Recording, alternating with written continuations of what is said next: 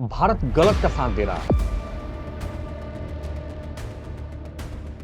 Middle east की जंग ने दुनिया को हिला के रखा है। अब सवाल उठता है, भारत किसका साथ देगा? भारत के साथ कोई खड़ा रहा है, वो है इजराइल और रूस। और हमारे उनके बीच खुफिया जानकारी, आधुनिक हथियार और टेक्नोलॉजी साझा कार्यक्रम को लेकर बड़ा समझौता चल रहा है। अफगानिस्तान, सेंट्रल एशिया, रूस और यूरोप तक व्यापारिक संबंध बनाए रखने के लिए भारत स्टेट ऑफ हॉर्मुज पर निर्भर करता है। इसलिए भारत ईरान में चाबहार पोर्ट पर खून पसीना के साथ करोड़ रुपया लगा रखा है।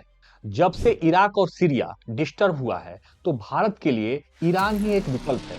और अगर ये डिस्टर्ब हुआ, तो भारत को एक बड़ा नुकसान होगा। अब सवाल है कि भारत किसी एक का साथ क्यों नहीं दे रहा है?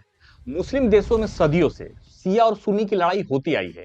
आज भी ईरान में 95% शिया है और खाड़ी देशों में सुन्नियों की संख्या ज्यादा है, और इसी का फायदा अमेरिका उठा रहा है। और इसीलिए ईरान अमेरिका और इजराइल के साथ खाड़ी देशों में भी बमबारी कर रहा है। अब देखिए, पाकिस्तान मुस्लिम राष्ट्र होने के बावजूद इस मामले में चुप है। कारण है कि वहां 95% सुन्नी है। अब भारत के दृष्टिकोण से देखा जाए, तो ईरान के साथ कोई खास दुश्मनी नहीं रही है, और खाड़ी देशों से संबंध सुधारने में मोदी सरकार को 10 साल लग गए। यानी दोनों भारत के लिए जरूरी है।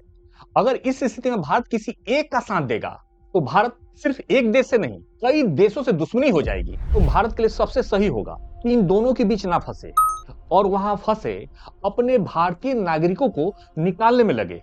और इसमें मोदी सरकार को तो महारत हासिल है।